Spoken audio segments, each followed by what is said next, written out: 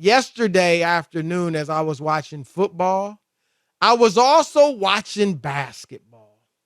So was I was I. watching the Lakers and the Blazers. Did you go? No, I watched it. I did watch it, yep. Yeah, they have become must-see TV, the Lakers, kind of for all the wrong reasons, but still. And Rob, we know they lost 106-104 to the Blazers, who aren't a very good team. Let's just keep it real. They got Damian Lillard and a bunch of young boys, talented young boys, but Damian young boys Lillard put on a show, though. Damian Lillard outplayed. He beat LeBron and AD. And LeBron and AD played well. AD had 6 blocked shots. AD was doing his thing. But still, to no avail, they lost by 2 points. And Rob, the fourth quarter, let me just describe it to you because this has everybody in an uproar about Russell Westbrook. They put Westbrook on the bench to start early in the fourth. And they went on a 15-6 run to turn a 1-point deficit into an 8-point lead with about 4.5 minutes left. They bring Westbrook back in, and almost immediately, Portland goes on a run and pulls within a point in like 3.5 minutes. And so the Lakers are up by 1 with like 36 seconds left. And AD inbounds the ball to Russ, and Russ dribbles up court and takes Rob a 16-foot jumper with 27 seconds left on the clock. Plenty of time, I think 18 seconds, something like that, on the bad shot clock. Bad shot. Horrible Terrible shot.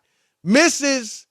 Nobody's even, AD is at half court. So, like, LeBron's near half court between there and the three-point line. There's nobody to rebound. There's no rebounding. Misses. Lillard comes down, sinks a three, and they score. It's tied at 104. Then Lillard comes down, hits a three, and for the game winner. So I don't know what the scoring is after Lillard, but Lillard hit the game winner, and that's it, Rob. And so now Russ was 4 for 15, 10 points. And a lot of people are jumping on him. Rob, he's shooting 29% from the floor this year and 8% from three-point land. And he takes 4 threes a game. So it's not like, you know what I mean? Like, he hasn't realized, you know what? I'm cold from here. Let me stop shooting. No, he's putting up 4 a game.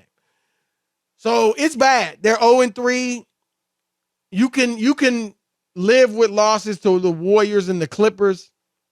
But to Portland at home, when you desperately need a win, that sticks in your craw. It does, but Chris, I got to say this, and it was a horrible shot. They still had a 7-point lead with 1:50 to go. You got LeBron and AD. You got to close that game out. I get it. I mean, it's easy to look at Westbrook, and he's going to be the reason why every night. And you made, valid points about where the lead was when he came out, and it went away. But they still should have been able to secure that game, Chris, and close it out, close the game. You can't give up a 7-point lead at home, as you said, when there's only one guy out there who could beat you. There's only one. And he scored 41. Lillard. Right. Right. Get the ball out of his hand. Make somebody else make a shot. What? Right. That's elementary, Chris. Am I wrong? No, look, what you're saying is not defending Russ, and we said from day one he's not a fit. But it's not just Russ. Right. If you watch that game, if you watch that game with LeBron, forget about Russ. LeBron and AD can't close out a 7-point lead, Chris, with 1:50? Well, I'm going to give you a few things, Rob. First of all, AD inbounds the ball to Russ.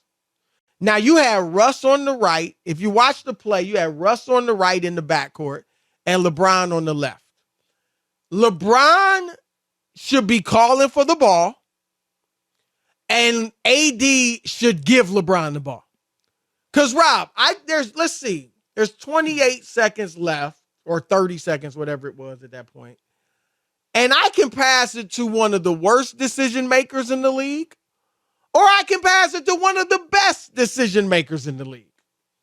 I'll go with the worst. Right. I mean, that's what they did. Secondly, and both you and I like Darvin Ham. We hope he gets a fair shot. I'm glad they tried somebody new and gave him an opportunity. In some ways, he's been dealt a tough hand, but also you got some talent. But that's usually how you get jobs, Chris. They're usually because you got to fix something, right? They're bad teams. Absolutely. People don't get fired because they have a great team and they're looking for somebody else. So this comes with the territory of getting a job. But Rob, I would have kept Russ on the bench. We just went on a 15-6 run. Right. We're clicking. Why am I bringing him back in? Is it to appease a superstar? You know what I'm saying? I mean, come on. We're clicking. We need a win. And so I think those are some of the things you're talking. And then I'm even going to go here. The last shot. Now, look, I don't blame LeBron for the loss. Obviously, he played well. But I will say I didn't like the last shot. I didn't like he threw up a weak turnaround 20-footer over Damian Lillard. You got Damian Lillard on you, who first of all is 6'1" or 2, and secondly isn't a great defender. Go to the cup, make him defend you or foul you, Chris. Yes. One or the other. Make him defend you or make him foul you because he knows he can't stop you. Knock down 2 free throws, we're going to overtime. Seriously. That fade away, come on, man, with that. No, you don't need, come on. And so that's all I'm saying, Rob, is that, yes, Russ was bad, has been bad, and he's not a fit.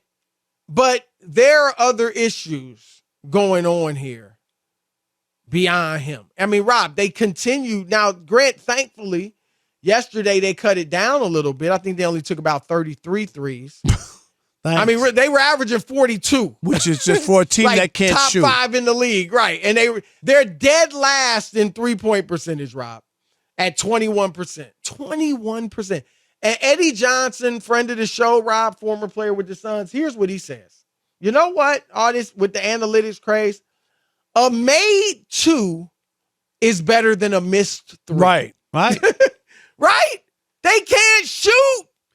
What are you doing? You can't put up that many. You don't have the people. If you have 3-point marksmen, Chris, then you make it happen, but you don't have those guys. No, they got the opposite. You know? It's like baseball analytics. If I got no home run hitters, why am I telling them about home run launch angles and go out there and swing for the fences, guys? No. And I you know what's funny too is I just love everybody's giving the Astros love on analytics, Chris. They hit nothing but big clutch home runs when they needed them. Let's not act like they just did all small ball. How did they win that game against the Mariners? 3-run home run to walk off. That wasn't no manual. Stop with the trying to credit everybody who wins with analytics. They hit home runs. I'm just saying.